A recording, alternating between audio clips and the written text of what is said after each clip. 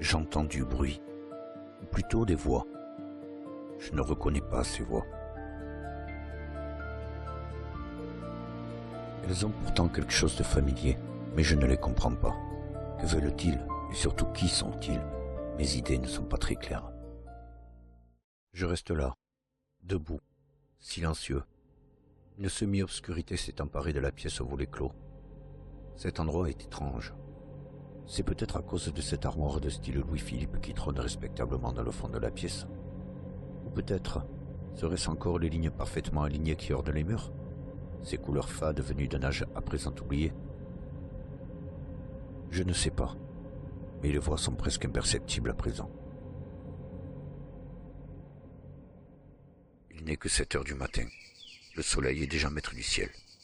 Il réchauffe les rues du petit village dans lequel j'ai eu domicile il y a plus de 10 ans. C'est un endroit tranquille, paisible même. Un de ces petits coins de paradis dans le sud de la France dont tout le monde rêve. Une brise matinale caresse les feuilles d'un saule pleureur centenaire fièrement dressé sur la place. Il flotte dans l'air une apaisante odeur de mimosa. Un jour comme on les aime dans ces coins reculés de la Catalogne. C'est à la suite d'un tragique accident de la route que j'ai décidé de venir m'installer dans ce village.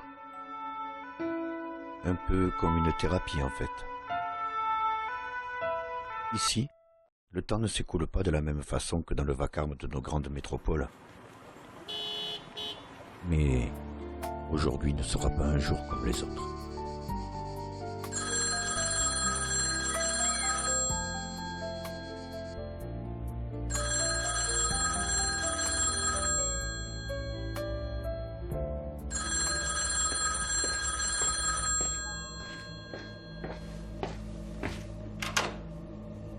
Allô?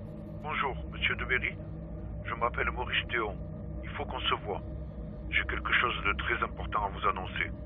Je vous envoie un chauffeur. Je vous attends.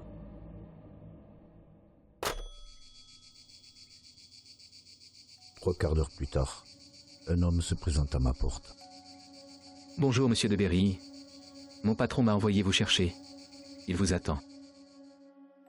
Il n'est pas dans mes habitudes de suivre le premier venu. Je ne connais pas ce Maurice Théon. Mais quelque chose me poussait à suivre l'inconnu. Quelque chose que je ne pouvais pas expliquer. Il est plaisant de prendre l'air. Où allons-nous? Ce ne sera pas long. Quelques kilomètres et nous y serons.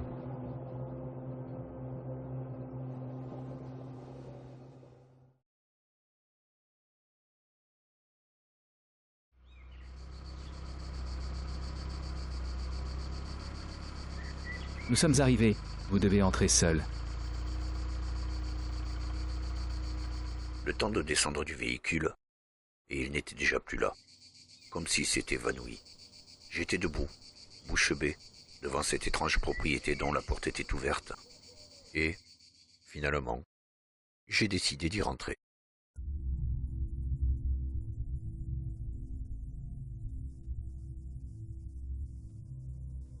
J'entendais à nouveau les voix, mais cette fois-ci c'était différent. Je les reconnaissais. Monsieur de Berry, c'est le docteur Maurice Théon. Il est temps. Votre femme et votre fille sont ici. On vous attend.